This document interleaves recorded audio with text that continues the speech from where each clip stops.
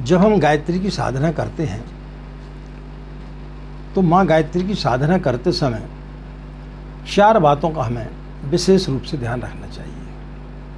और यदि उन 4 बातों का हम यदि अपने साधना काल में विशेष रूप से यदि ध्यान रखते हैं तो निश्चित रूप से आपको गायत्री मंत्र फलित होगा।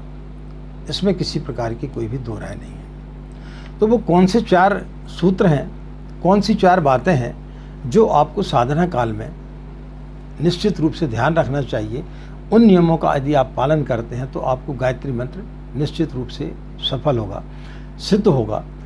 इसी संदर्भ में आज हम इस बात पर चर्चा करेंगे। तो इस वीडियो को यदि आप शुरू से अंत तक सुनेंगे तो आपके लिए सारी बात समझ में आएगी और हमारे बताए हुए बिंदुओं को यदि आप अपने जीवन में अपनाते, जो कि हमारे विचार नहीं है, परम पूज्य गुरुदेव के विचार है, जिन्होंने कि अपनी पुस्तक में लिखा है, उन्हीं चीज़ों को हम अपने शब्दों में आपके सामने व्यक्त कर रहे हैं। तो उन चीज़ों को यदि आप अपने जीवन में अपनाते हैं तो निश्चित रूप से आपको गायत्री की साधना सफल होगी। राधे राधे, जय श्री कृष्णा, नमस्कार। मैं आचार्य पंडित गिरीश बारोलिया। गायत्री महामंत्र। ओम भूर्भुवः स्वाहा तत्सवितुर्वरेण्यं भर्गो देवस्य धीमहि धियो यो नः प्रचोदयात्। अखण्डमण्डलाकारं व्याप्तं येन चराचरं तत्पदं दर्शितं येन तस्मै श्री गुरुवे नमः। मित्रों, गायत्री साधना करते समय हमें 4 बिंदुओं पर, 4 बातों पर विशेष रूप से ध्यान देना चाहिए। यदि आप इन 4 सूत्रों को, इन 4 बातों को अपने जीवन में साधना काल के समय यदि अपनाते हैं तो निश्चित रूप से गायत्री मंत्र आपको फलित होगा। उन 4 सूत्रों के बारे में हम आपको एक एक करके बताते हैं। पहला सूत्र है ब्रह्म मुहूर्त में सो करके उठना। गायत्री की साधना जो भी व्यक्ति करता है वो यदि ब्रह्म मुहूर्त में, यानी सूर्योदय के पहले और सूर्योदय के आधा पौन घंटे के पश्चात तक यदि व्यक्ति गायत्री की साधना करता है तो निश्चित रूप से गायत्री मंत्र उसको बहुत ज़्यादा फलित होता है। मित्रों, जीवन में भी हर प्रकार की व्यवस्थाएं हैं। उन व्यवस्थाओं के से विपरीत यदि आप चलते हैं तो निश्चित रूप से आपको जीवन में हानि होगी। प्रातःकाल जब आप उठते हैं तो आपको स्नान करने की आवश्यकता पड़ती है, शौच क्रिया करने की आवश्यकता पड़ती है, समय पर खाना खाने की आवश्यकता पड़ती है। यदि आप इन सब कार्यों को समय पर नहीं करेंगे तब क्या होगा? आप बीमार पड़ जाएंगे। हर कार्य जीवन में आपको समय पर करना पड़ता है। तो समय पर यदि जो कार्य करते हैं तो फिर आप स्वस्थ रहते हैं। यदि ट्रेन है, रेलगाड़ी है, उसे यदि पटरी पर न चला करके ऐसे ही चला दिया जाए तब क्या होगा? वह जो है लाभ की जगह आपको हानि पहुंचाएगी। तो ब्रह्म मुहूर्त का एक ऐसा समय होता है जब सारे पशु पक्षी रात्रि में जब विश्राम करते हैं और जब सूर्य की पौ फटती है, उसकी जब किरणें निकलती हैं, तो उस समय सारी प्रकृति से लेकर के सभी जीव जंतु जो है वो जागृत हो जाते हैं। उस अवस्था में जब हम किसी प्रकार की कोई भी साधना करते हैं तो वो कई गुना ज़्यादा हमें फलित होती है।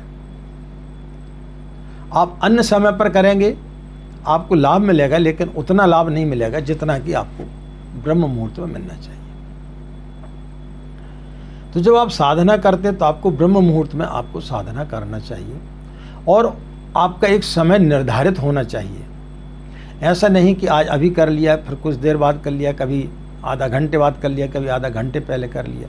नहीं, एक समय आपका निर्धारित होना चाहिए। ये संध्या बंदन का समय होता है। संध्या काल किसे कहते हैं? जहाँ 2 चीज़ों का मिलन होता है। प्रातःकाल अंधकार जाता है, प्रकाश आता है। सायंकाल प्रकाश जाता है और अंधकार आता है। तो ये 2 समय ऐसे हैं कि उन समय पर यदि आप गायत्री की साधना करते हैं तो वो आपके लिए सबसे ज़्यादा फलित होती है। तो सबसे पहला सूत्र है कि आपको ब्रह्म मुहूर्त में गायत्री की साधना करना चाहिए। दूसरा है पूर्व मुख होकर के आपको बैठना चाहिए। जब आप गायत्री की साधना करते हैं तो आपको पूर्व की तरफ मुंह करके बैठना चाहिए। जब हम पूर्व की तरफ बैठते हैं तो सूर्य की किरणें हमारे अंदर प्रवेश करती हैं। सूर्य से जो है विटामिन डी निकलता है जो कि सात्विक होता है।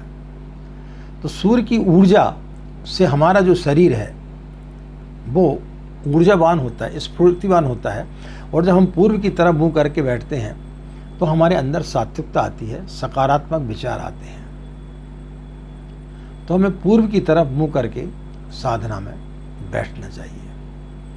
तीसरा, गायत्री की साधना, गायत्री मंत्र का जाप आप जब भी करते हैं आपकी कमर सीधी होनी चाहिए, यानी आपका जो मेरुदंड है वो सीधा होना चाहिए। मेरुदंड कभी भी आपका झुका हुआ नहीं होना चाहिए। कई लोग ऐसे झुक करके बैठ जाते हैं और जाप करते रहते हैं। इस प्रकार से कभी भी जाप नहीं करना चाहिए। मेरुदंड हमेशा आपका सीधा होना चाहिए। इस प्रकार से आपको बैठना चाहिए, क्योंकि ये भी एक वैज्ञानिक कारण है। चौथा और अंतिम है, आपको पद्मासन में बैठना चाहिए।